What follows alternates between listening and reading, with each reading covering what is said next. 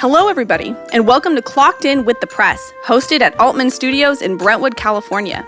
You are listening to our brand new news podcast hosted by me, Kaitlyn Gleeson. Before we get straight into the stories, I invite you to listen in to get to know me and the press. As a little bit of background, I am a recent college graduate from Concordia University, Irvine, and got a degree in humanities and creative writing.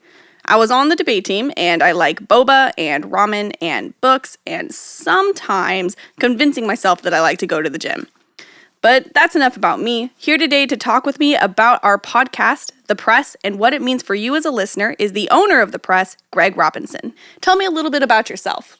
Well, hello, Kaitlyn. I'm very excited to be here today and to talk about our very first podcast. So a little bit about myself. I have been a Brentwood resident for 28 years. When I first moved to Brentwood, there was only 9,000 people here in Brentwood, so it's been pretty exciting watching this town grow. I've been a part of the Brentwood Rotary Club. I'm past Rotary president. I'm very involved with the Chamber of Commerce. I'm also a past chamber president.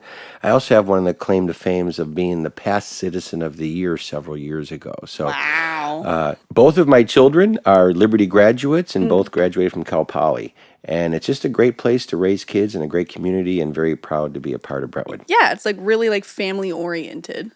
Absolutely. Yeah, so how long has the press been established? Well, the press started in October of 1999, and I was actually hired as the 6th employee when we first started. And since then, we've grown to have multiple products and magazines and websites, and now we even have a podcast. Yeah, I was exactly 1 year old when the press was established. That is wild. So when it came to COVID and the pandemic, how did the press handle lockdown and all of that? Well, that was a pretty interesting time for us. As most of you know, the newspaper is an essential business, so us at the press never got to stay home. We worked every day and sometimes harder than we did in the past. Did change some business models. We used to be what's called a TMC, where we delivered the paper to every home prior to the pandemic. After the pandemic, we did change our business model a little bit, where we went to a paid delivery model. The paper is still free. You can pick it up in racks all over town. We have an amazing page view turner software on our website, thepress.net. But if you would like the paper delivered to your home, we do ask for a small fee of only $39 a year. Other than that, we just kept plugging along. We did make one other minor change, and that was that we rebranded our newspaper. We used to be called the Brentwood Press, the Oakley Press, Discovery Bay Press. In conjunction with our website, thepress.net, and the launch of our brand new app called The Press, at that point we decided it was a good idea to rebrand the newspaper to just The Press. Okay. So it used to be where you just had independent newspapers with different names in each city of Contra Costa County, but then when COVID hit, you kind of rebranded it all to just be under one name? Correct. And the content was the same in all three papers before. We used to do what was called a plate change, where we'd stop the machine and take the front page story off of Brentwood and put it in the middle of Oakley, and then vice versa. But everybody in the cities referred to us as the press, the press, the press. So we decided to go ahead and just have the one masthead, the press, which really made it easier for branding, since our website and our app are all called the press. So people in Oakley and Brentwood still get all that content under the one banner.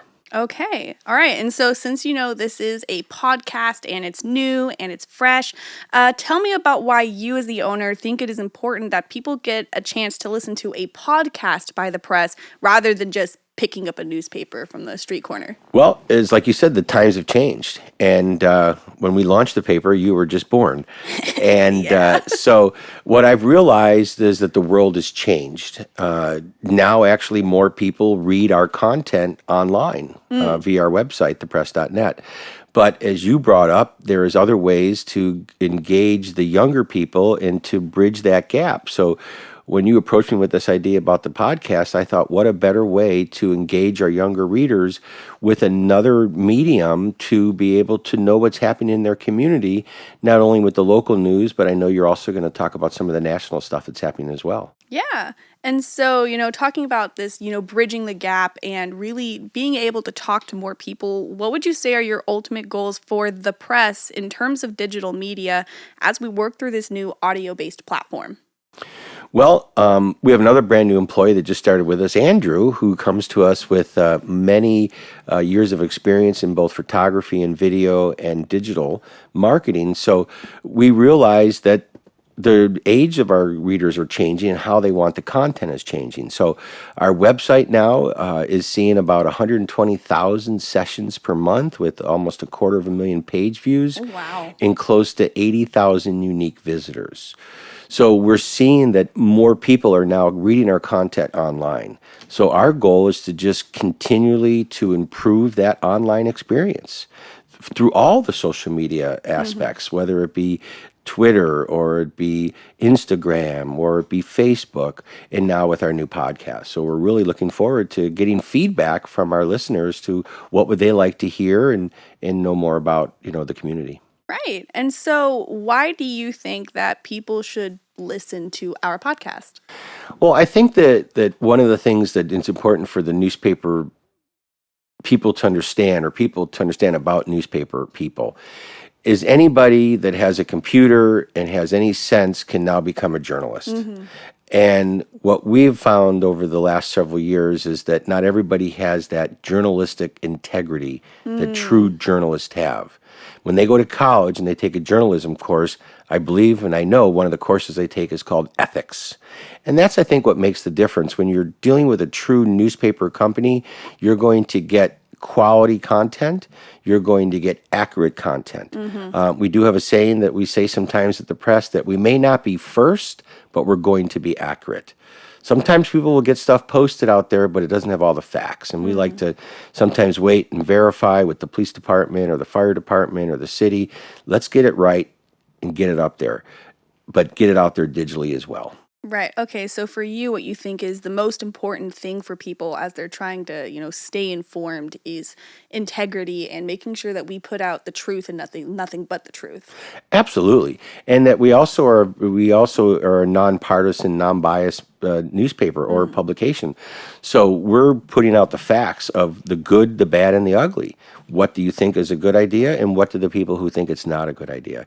So it's fair journalism, and it's accurate journalism, and nonpartisan journalism. And that's what we're striving to just give the readers another avenue to be able to get their news and information besides the printed newspaper. Since your generation, are getting your news and content on your phone. So we're able to offer that as well. Right. All right. Well, thank you so much for coming in today. Well, Kaitlyn, it was my pleasure, and I wish you many years of success with your new podcast. Thank you.